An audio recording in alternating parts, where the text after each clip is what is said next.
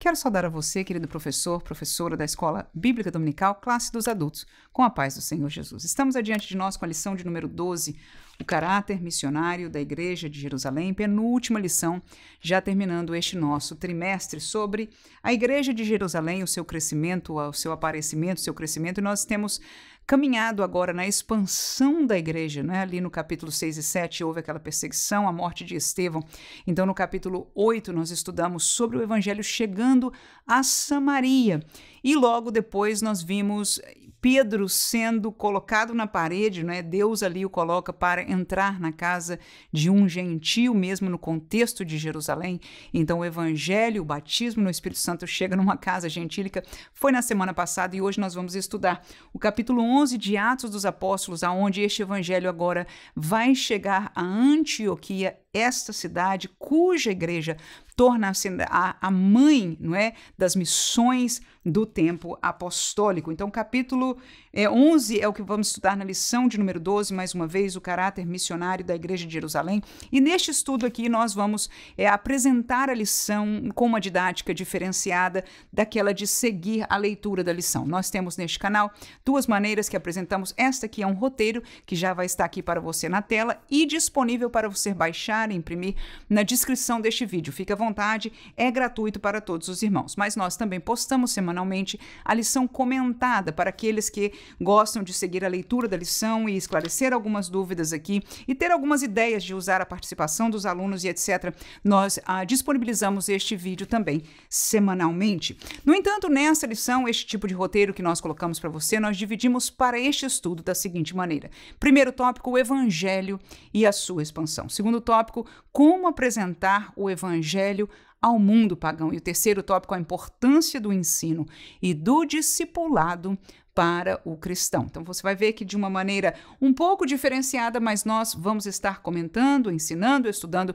sobre tudo aquilo que o nosso comentarista dispôs para o nosso estudo neste domingo. Então, o primeiro tópico, o evangelho e a sua expansão, nós vamos dividir em 3 subtópicos baseado num versículo bíblico que Jesus falou. E os 3 subtópicos são em Jerusalém e toda a Judéia, aos judeus, em Samaria, vamos falar dos vizinhos e dos temerosos, e até os confins da terra, os pagãos que serão alcançados. Então, o evangelho e a sua expansão, começando letra A em Jerusalém e em toda a Judéia, primeiramente, então, alcançando aos judeus. Atos 8 é o texto que nós estamos usando como base deste tópico. Você conhece, diz, mas recebereis a virtude do Espírito Santo, que há de vir sobre vós, e ser-me-eis testemunhas, tanto em Jerusalém, que é onde partiu a igreja, onde Jesus morreu, não é? E ressuscitou ali, como em toda a Judéia, a sua região, Samaria, a região logo acima, até os confins da terra. Esta palavra Jesus disse, depois de ressurreto, para os seus discípulos, dizendo, agora eu vou ser levado, eu já não vou estar mais aqui com vocês, mas vão esperar a descida do Espírito Santo, porque ele estará convosco e ele também revestirá de poder. Para quê?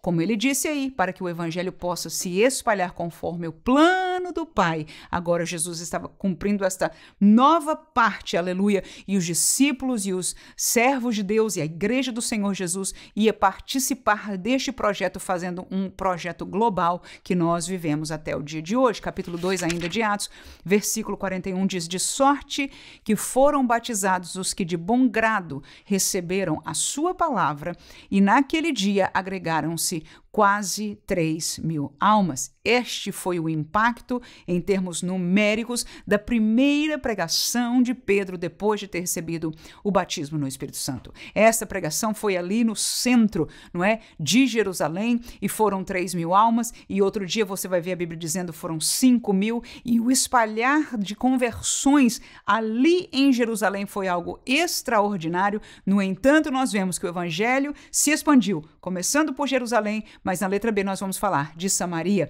dos vizinhos e temerosos. 8 de Atos ainda, capítulo 8, versículo 4 a 6 diz, mas os que andavam dispersos iam por toda parte anunciando a palavra.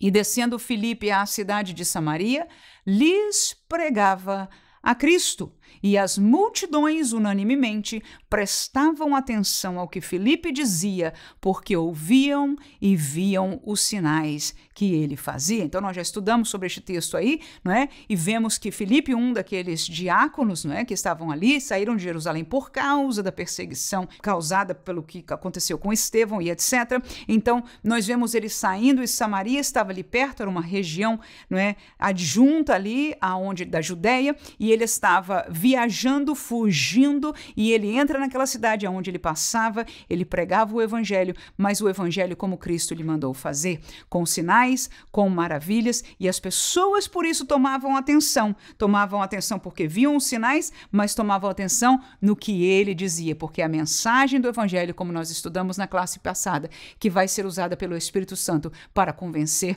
o coração do pecador. No capítulo 8 ainda, versículo 27 ao 35, nós encontramos mais um caso que diz o seguinte: levantou-se e foi.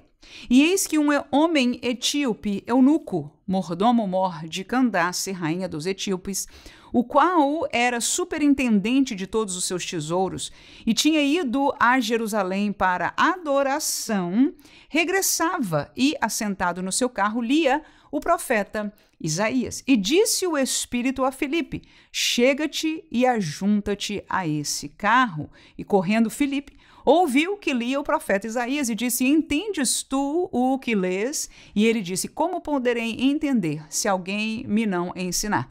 E rogou a Filipe que subisse e com ele se assentasse. E o lugar da escritura que lia era este: foi levado como ovelha para o matadouro, e como está mudo o cordeiro diante do que o tosquia, assim não abriu a sua boca. Na sua humilhação foi tirado o seu julgamento, e quem contará a sua geração? Porque a sua vida é tirada da terra.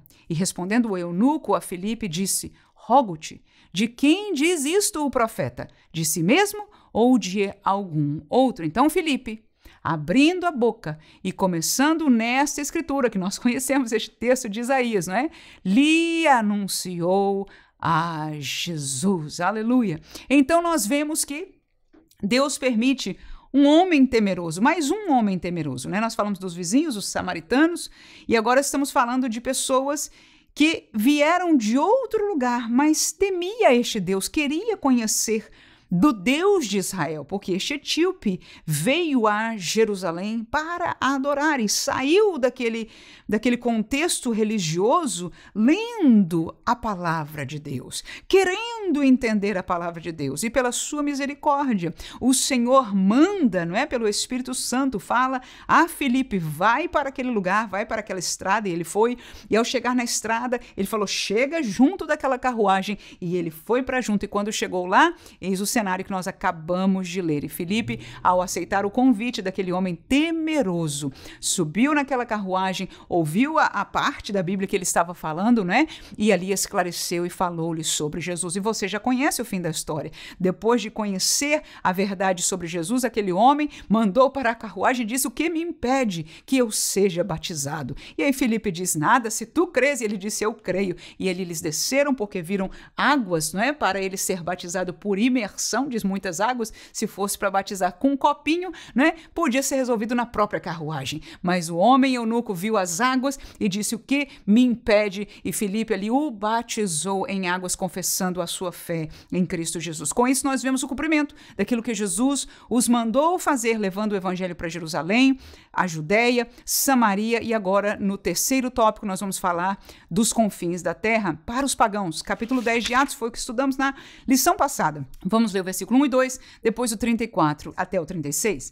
E havia em Cesareia um varão por nome Cornélio, centurião da corte, chamada italiana, piedoso e temente a Deus com toda a sua casa, o qual fazia muitas esmolas ao povo e de contínuo orava a Deus. E abrindo Pedro a boca, e agora já estamos na pregação de Pedro, na casa de Cornélio, disse: reconheço por verdade que Deus não faz acepção de pessoas, mas que lhe é agradável aquele que em qualquer nação o teme e faz o que é justo. E a palavra que ele enviou aos filhos de Israel anunciando a paz por Jesus Cristo, este é o Senhor de todos. Então nós vemos o contexto aí, talvez ainda dentro da cidade de Jerusalém, mas este evangelho agora passando para um mundo pagão, um mundo que vinha, né, sem o conhecimento histórico de Deus, como tinha a lei, como tinha o povo de Israel, agora entrando na casa, nós falamos disso na lição passada, passando para o mundo pagão, ou seja, ainda que não está fisicamente neste capítulo nos confins da terra, mas alcançando, não é? Pessoas que vêm do paganismo. Capítulo 17 de Atos, no entanto, já vai estar falando deste mundo fora. Versículo 11 e 12, o texto diz, ora, estes foram mais nobres do que os que estavam em Tessalônica, porque de bom grado receberam a palavra, examinando cada dia nas Escrituras se estas coisas eram assim. De sorte que creram muitos deles e também mulheres gregas da classe nobre e não poucos varões. Então, o que nós vemos aí é um espalhar do evangelho já a outros países, não é? Uma outra realidade que nós na classe que vem vamos estar mencionando um pouco disso, porque já vai a ser do tempo que Paulo está fazendo ou liderando nestas missões transculturais da época. Mas neste primeiro tópico nós vimos então a prova escriturística de que mesmo naquele tempo, pela graça de Deus e também usando, né, a própria perseguição, o evangelho chegou aonde Jesus os mandou que levasse. Jerusalém, Judeia, Samaria e até os confins da terra. Segundo tópico da nossa lição, como apresentar o evangelho ao mundo pagão. 3 subtópicos serão a explicação deste tópico, apresentando o Deus Criador e não outros deuses.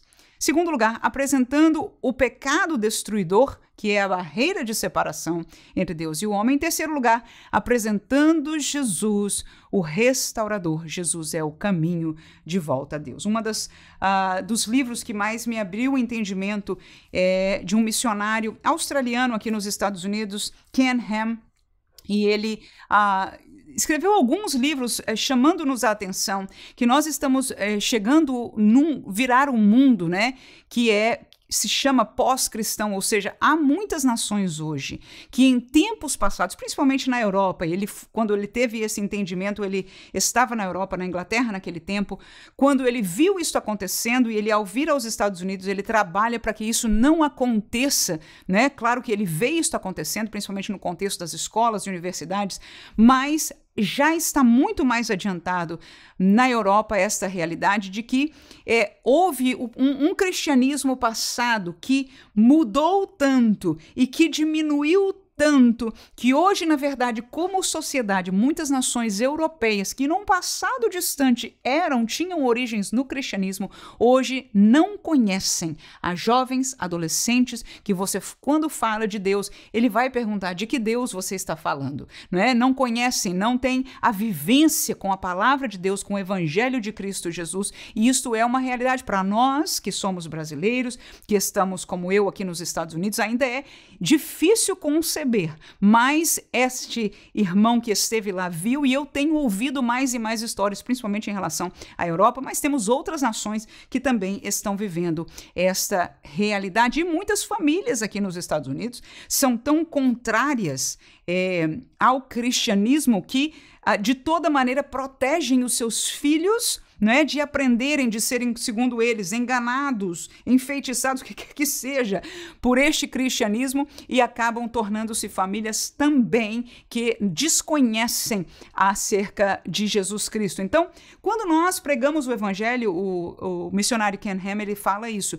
para um mundo judeu-cristão, nós partimos de determinados princípios comuns, nós podemos falar de determinados vocabulários que já são comuns para todos nós, já são conhecidos de uma maneira geral, mesmo que alguém venha de uma outra religião, para-cristã ou qualquer coisa por aí, não é? Mas que precise ter a experiência de conversão, nós temos um vocabulário que é muito mais entendível, mas quando nós falamos ao mundo pagão, que só conhece a realidade de outros deuses, da natureza miscigenada, não é?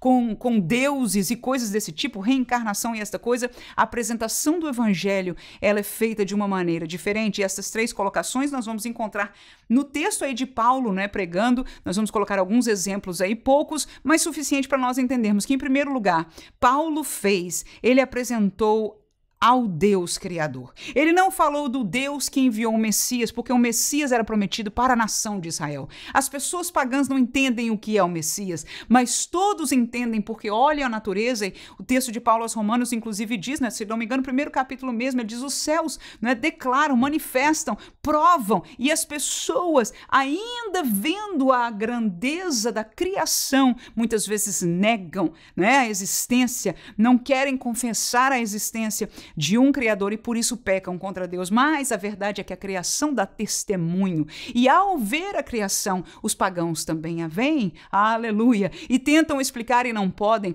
E Paulo começa sempre a pregar o evangelho para o mundo pagão, apresentando o Deus que criou esta linda e perfeita natureza que nós conhecemos. Capítulo 14 de Atos, versículo 15 diz, e dizendo, varões, por que fazeis essas coisas? Nós também somos homens como vós, sujeitos às mesmas paixões, e vos anunciamos que vos convertais dessas vaidades ao Deus vivo, que fez o céu e a terra e o mar e tudo quanto há neles. Então nós vemos um grupo de pessoas admirado com aquilo que Paulo fez ali, não é? E quiseram sacrificar a ele e a Barnabé, quiseram oferecer sacrifícios, né? Quiseram adorá-los, e ele disse, não, nós somos homens como vocês, no entanto nós estamos aqui para apresentar o Deus Criador de todas as coisas que vocês conhecem. Não só apresentar, mas ele já diz aí como parte da pregação, que vocês se convertam daquilo que vocês chamam Deus, aleluia, mas que são vaidades. Vaidades, venha da vaidade para o Deus vivo, que é o Deus Criador. Capítulo 17 de Atos, versículo 22 a 25, e estando Paulo no meio do Areópago, disse, varões atenienses, em tudo vos vejo um tanto supersticiosos, porque passando eu e vendo os vossos santuários, achei também um altar, em que estava escrito ao Deus desconhecido, esse, pois, que vós honrais, não o conhecendo, é o que eu vos anuncio. Quem é? O Deus que fez o mundo, aleluia, e tudo que nele há, sendo o Senhor do céu e da terra, não habita em templos feitos por mãos de homens, nem tampouco é servido por mãos de homens, como que necessitando de alguma coisa, pois ele mesmo é quem dá a todos a vida, a respiração e todas as coisas. Então veja que Paulo reconhece a superstição, reconhece a religiosidade, ele não atira pedras, porque isso é aquilo que estes homens e estas mulheres, esta sociedade conhece,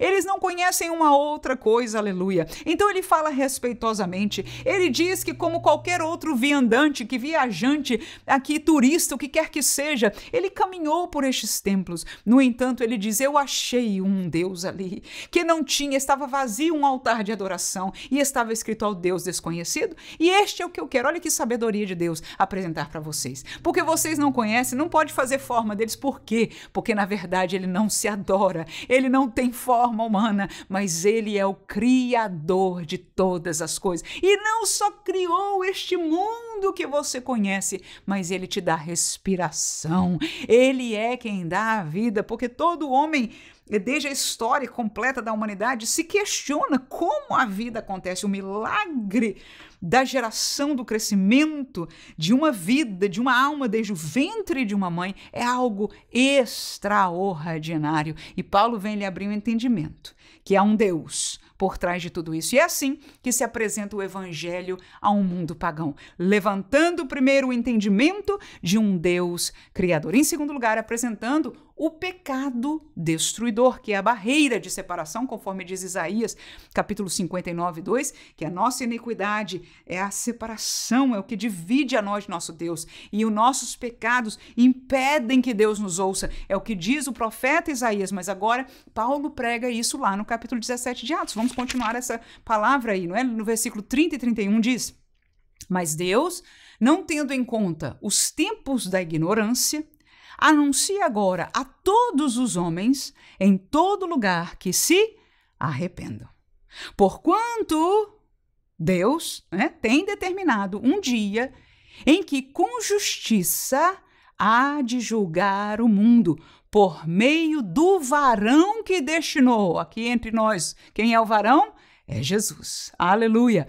E disso deu certeza a todos, ressuscitando dos mortos. Então veja que maneira de Paulo falar sobre Jesus, né? Veja que maneira, ele não falou o nome de Jesus, ele só disse, olha, este Deus Criador sabe, entende que vocês nunca aprenderam sobre a lei dele, sobre quem ele é, ele entende isso.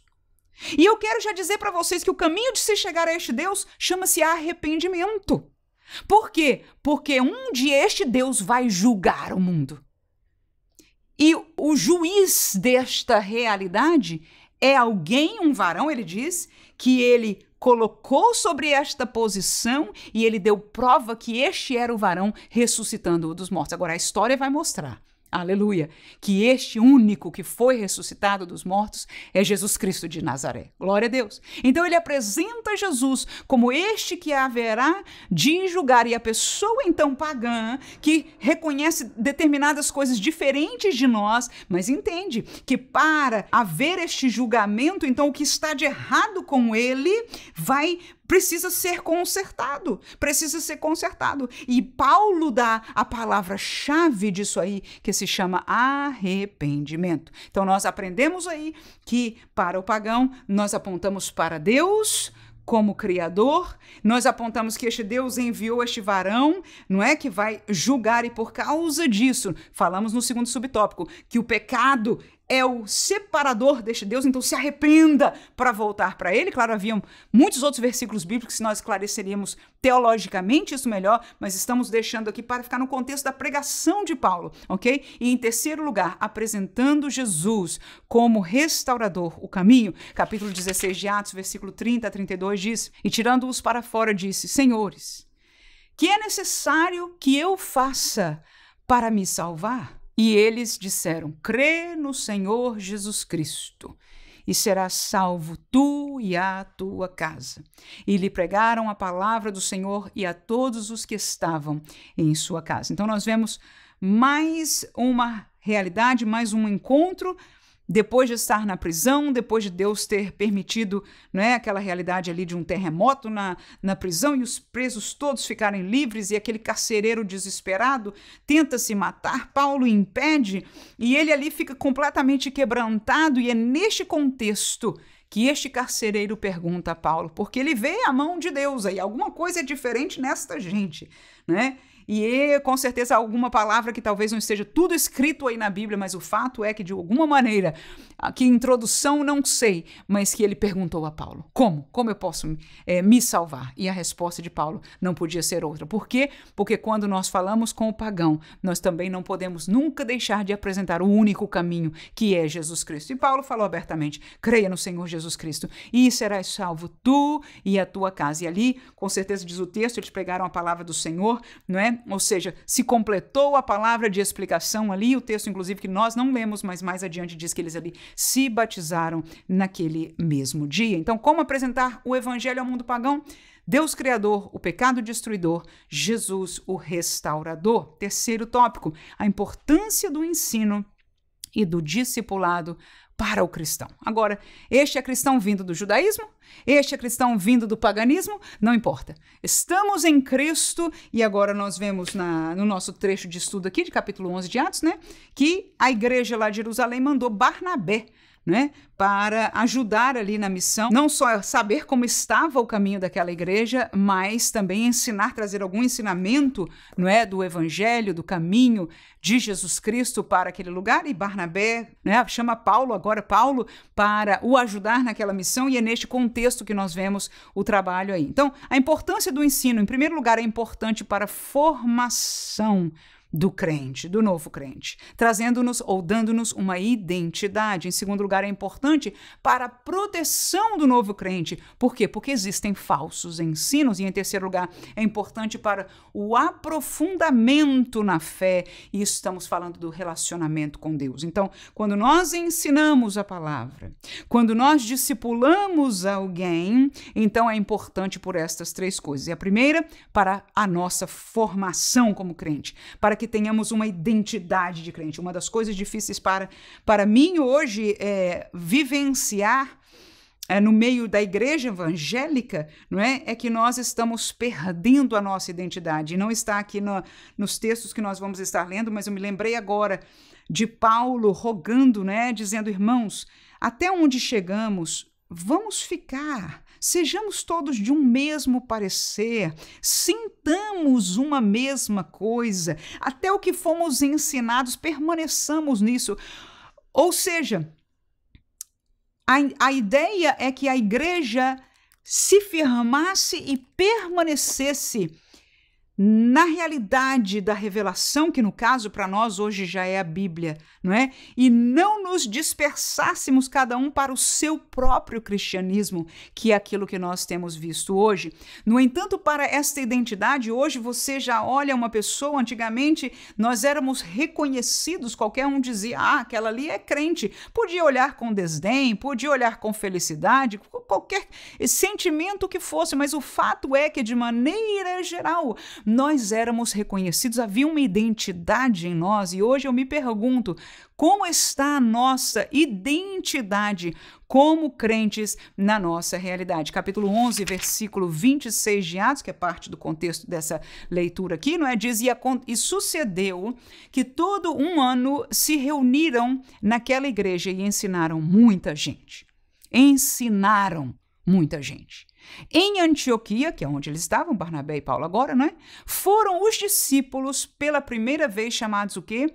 Cristãos. Então, essa foi uma palavra que tornou-se a sua identidade. Aquela gente que cria naquelas coisas agora tinham um nome. Eles eram conhecidos pelos cristãos. Estes eram os cristãos. Alguém já até disse, vocês que têm revolucionado o mundo, né, chegaram agora aqui também. Quem são estes? São os cristãos. Pela primeira vez foi em Antioquia que estes discípulos de Jesus foram chamados assim. Portanto, quando nós somos ensinados, quando nós somos discipulados, nós temos uma identidade. E ali até apareceu um nome relacionado com essa identidade. Com certeza, porque toda esta gente seguia o ensinamento de Jesus Cristo, se comportava de uma maneira semelhante, eles tinham uma identidade como grupo, como igreja. 1 Coríntios capítulo 11, versículo 1 diz Paulo, sede meus imitadores, como também eu de Cristo.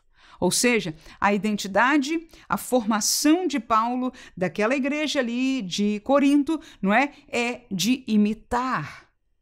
E eu volto a dizer que isso bate com aquilo que eu falei da carta dele depois, não é? Se não me engano, aos Filipenses, que diz exatamente isso. Irmãos, até onde chegamos, sintamos uma mesma coisa. Ou seja, vamos forjar esta identidade. E a maneira que acontece, irmãos, é assim mesmo. Nós temos sido influenciados pelo mundo para buscar ser diferentes entre outro e marcar a nossa diferença, seja pela cor, seja pelo rasgado, seja pela tatuagem, seja pelo cabelo, seja por algo exterior que nós estamos tentando diferenciar, como que nós necessitemos disso para provar alguma coisa.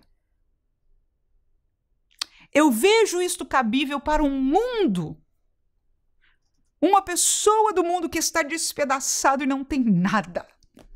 Não tem nada para onde correr porque na sua família está acabada. Não tem para onde ir para os seus mentores da escola porque a contradição, a falta de amor. Essas pessoas não têm nada. Se seguram aonde podem. No entanto, quando nós olhamos para um crente nascido de novo, que conhece o caminho do evangelho, aleluia, que sabe para onde estar indo e pelo que deve estar pelejando, esse vai se alistar com Paulo. Esse vai se alistar com aqueles que querem ser seguidores de Cristo. E Paulo chama a atenção de como ser discipulado. O que é ser discipulado? Você foi discipulado por alguém? A maioria do discipulado acontece dentro de casa. A gente sabe, é o maior discipulador. E o que acontece com os nossos filhos? Eles nos imitam. É em nos ver que eles aprendem a adorar, a orar, a buscar ao Senhor, a ter um relacionamento com o Senhor. A mesma coisa eu e você. Com certeza você teve um pastor, você teve uma professora, você teve alguém que você disse, caramba, esta pessoa é uma mulher de Deus. E você se questionava, talvez até perguntou para ela alguma coisa sobre a vida espiritual, aleluia. Mas se não o fez, você observou, talvez você estava presente sempre quando ela estava falando, ou na participação da oração que ela estava. Seja qual for, você observava as palavras daquele pastor, a virtude daquilo que ele falava, e começou a imitar isto. E Paulo diz, sim, igreja, sejam meus imitadores. E outro texto lá de Hebreus diz que imitai a fé dos vossos pastores. Atentem para a sua maneira de viver. É a Bíblia. Então não cabe a nós, como crentes da igreja, queremos ser os radicais. Não cabe. Cabe a um mundo que não tem nada. Então, quando nós temos famílias que são amorosas, que estão perfeitas, perfeitas não existe, né? Mas famílias que são estáveis, que têm o amor de Deus, que têm um amor familiar, que têm uma realidade boa, os filhos não têm esta necessidade. Mas quando as famílias estão acabadas, cada um no seu mundo, acabado por esta realidade virtual de hoje, acabado por várias outras razões, então se perde isso. Mas nós somos essa grande família de Cristo e devemos batalhar por essa realidade. E sermos o quê? Imitadores dos santos, daqueles que têm um exemplo para nos dar. Aleluia! Como também disse Paulo, eu imito a Cristo Jesus. João capítulo 17, versículo 21, é Jesus falando. Para que todos, orando em verdade, ele diz, Pai, para que todos, quem? Os crentes, sejam um. Como tu, ó Pai, o és em mim e eu em ti, que também eles sejam um em nós, para que o mundo creia que tu me enviaste. O que é isso, ser um? É como Paulo diz, eu sou imitador de Cristo, eu sou um com Cristo, e Jesus orou para que nós fôssemos um como ele é um com o Pai. Irmão, quanto Jesus é um com o Pai? É até um mistério, né? É até um mistério da Trindade. Aleluia, ele é Deus! Glória seja dada ao nome de Jesus. Então, ele diz, Pai, que esta igreja, que este corpo, que os nossos irmãos sejam um em mim, aleluia. Que isso é a nossa identidade. Quanto nós somos um em Cristo. Que Deus nos ajude. Mas o ensino, o discipulado é importante para isso, para formar uma identidade em nós. Segundo, para a nossa proteção, porque há tantos falsos ensinos, é o sinal maior do fim dos tempos, irmãos. Para quem leu a Bíblia no contexto, o Novo Testamento, desde as palavras de Jesus acerca do fim, até as palavras dos apóstolos de Paulo, de Pedro, acerca do fim, você vê o tema mais repetido, é a realidade de falsos ensinamentos. 2 Timóteo capítulo 3, versículo 13 a 15 diz, mas aos homens maus e enganadores, eles irão de mal a pior, enganando e sendo enganados. Tu, porém, Timóteo, permanece naquilo que o que, irmãos? Aprendeste e de que foste inteirado, sabendo de quem o tens aprendido e que desde a tua meninice sabes as sagradas letras que podem fazer-te sábio para a salvação pela fé que há em Cristo Jesus. Então, o discipulado de Timóteo, que começou na casa. Há um outro texto de Paulo que ele diz claramente, essa fé que estava na tua mãe e na tua avó. Aleluia, Timóteo. Conserva, né? E aqui ele fala outra vez, isto conhecimento, este discipulado, este conhecimento da palavra que você recebeu desde a meninice e que agora tem de mim também vivido ao meu lado, né? Tem sido forjado neste evangelho. Então, para proteger, porque ele diz, os maus, os enganadores vão seguir, mas eles vão de mal a pior. Você se protege, você fica firme naquilo que foi ensinado. Então, aquele que é ensinado, aquele que é discipulado, ele fica firme. Ele observa, ele vê que é falso, mas ele rejeita, ele não deixa entrar no seu coração e não se torna um proliferador. E o que nós vemos por aí pela falta de discipulado, né?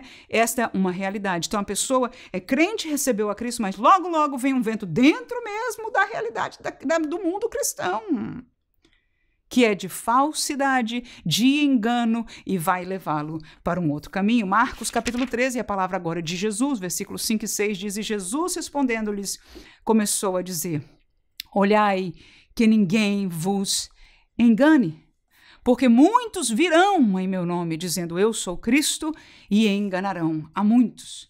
Eu sei que este texto, que é o mesmo texto de Mateus, capítulo 24, mas agora narrado por Marcos, nós sabemos que este é um contexto dos fins dos tempos.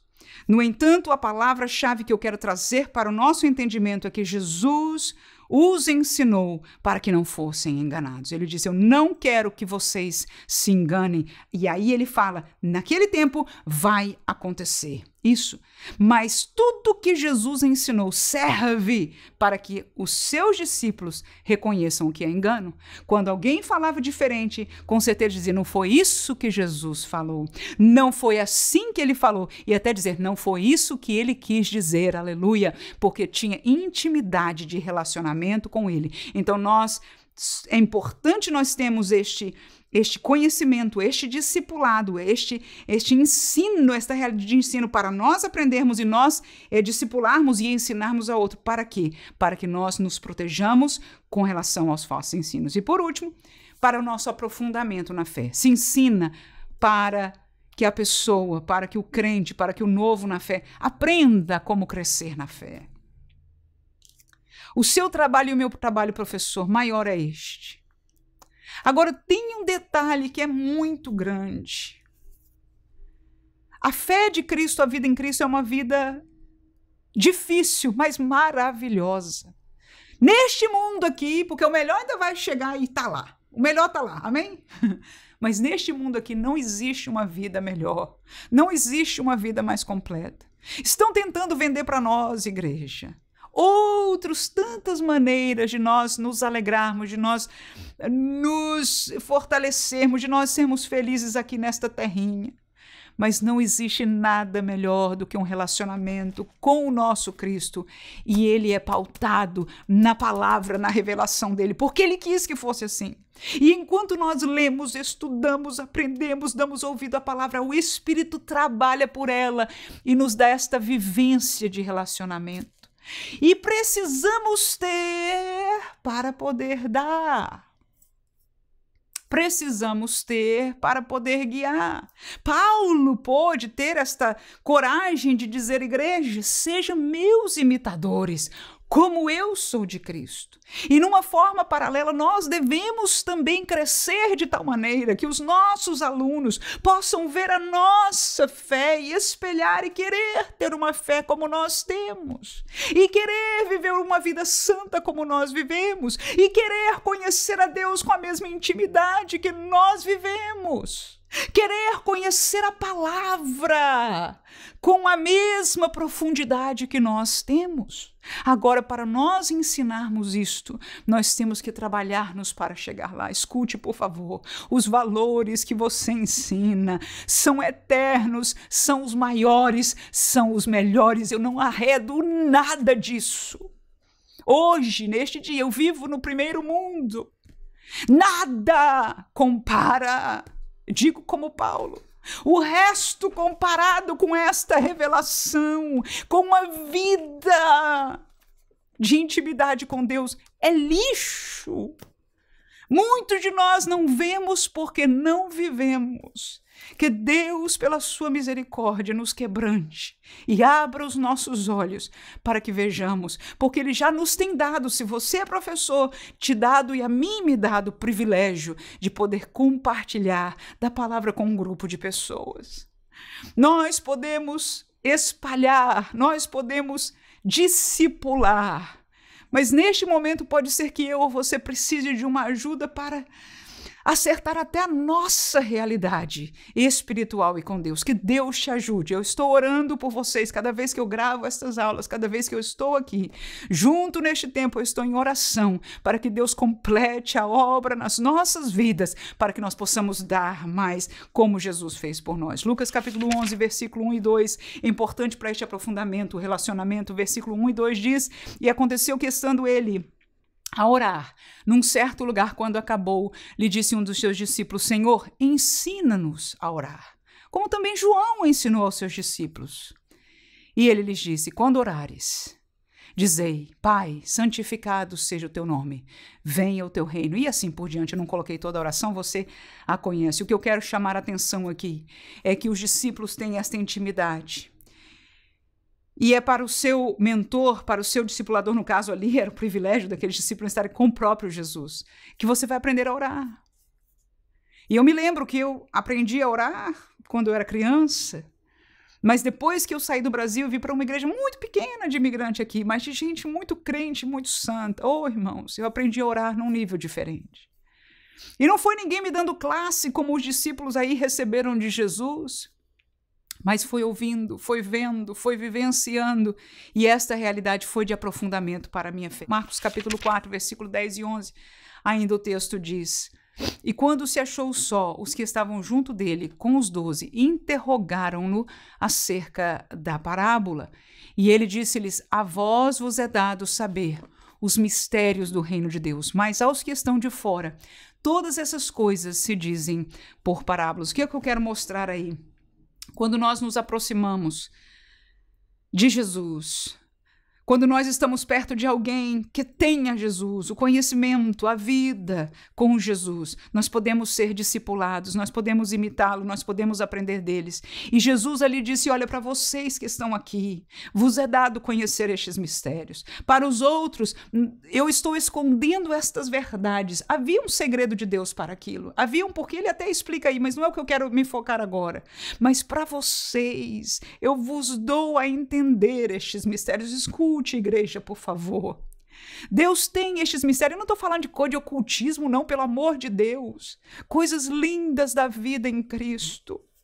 Que muitos de nós estamos vivendo mais carnais. E quando eu digo carnal, não estou falando nada pejorativo. É no mundo, é perdendo a beleza maior do que Deus nos deu para viver nesta vida aqui.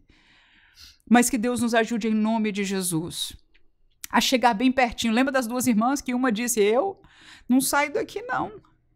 E a outra: vem me ajudar, eu tô aqui atribulada. E quando foi falar com Jesus: oh, Jesus, não te importa que ela tá aí, eu fazendo tudo sozinha? Ele diz: não, ela escolheu a melhor parte, aleluia. Então, quando nós vamos ao ensino, quando nós vamos ser discipulados, aleluia, mesmo sendo por aquele irmão tão simples, nós vamos ganhar conhecimento e crescimento, aprofundamento na fé, através do relacionamento, porque a estes que chegam junto, vão sendo esclarecidos os mistérios das coisas espirituais e assim acrescentando. Que Deus ricamente abençoe você, que Deus ricamente use você na sua escola dominical, junto à sua família, onde você for usado por Deus para tal. Mas, sobremaneira, que o Senhor continue pela sua misericórdia, trabalhando na minha vida e na sua vida, até a vinda dele. Amém.